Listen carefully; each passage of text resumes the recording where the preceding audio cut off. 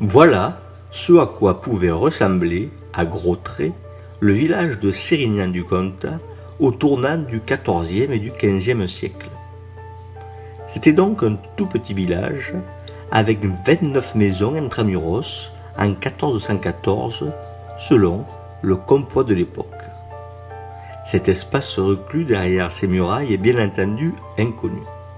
Seules les rues peuvent présenter des permanences et la restitution donnée ici reprend le plan cadastral de 1816 en l'aménageant un peu. Cet espace est divisé en deux parties. Un espace seigneurial au sud, avec le château et ses dépendances, et l'espace villageois au nord.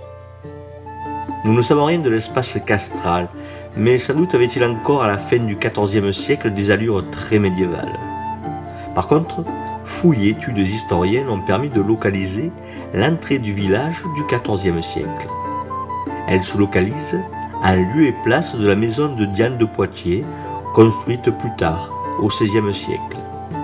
Il est fort probable qu'une autre entrée existait. Une des manières de retrouver les entrées des villages, c'est de mener une analyse du réseau des chemins. En général, le village médiéval a polarisé les chemins. Entendez qu'un réseau de chemins en étoile part du village, centre du nouveau territoire qui remplace le territoire antérieur mis en valeur à partir de plusieurs centres, les villages médiévales. Cette transformation du réseau viaire se fait donc avec le temps, lorsqu'émerge le centre villageois, au XIe ou au XIIe siècle. Sur le plan parcellaire de Sérignan, on voit bien ce réseau étoilé, mais on ne voit pas converger de chemin vers une entrée potentielle, comme ici à Barjac, par exemple. Sauf ici peut-être, où convergent quelques chemins. Peut-être avons-nous ici une entrée indépendante et roturière.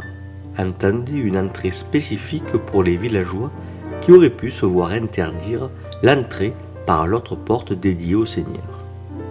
Au XVIIIe siècle, lors du déplacement de la maison consulaire du château à l'emplacement actuel, en 1727 pour être précis, est mentionné un corps de garde à cet endroit.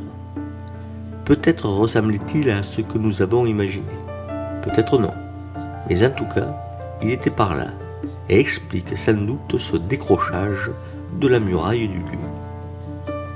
On notera enfin le grand nombre des décrochages de ce tracé, repris d'une étude d'histoire de l'art.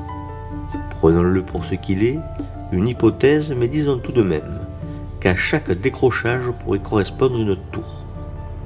Nous savons que les tours pouvaient être nombreuses dans les villages. Tolignan en possède 11 par exemple. Peut-être n'en avons-nous pas modélisé suffisamment, reste donc à les imaginer.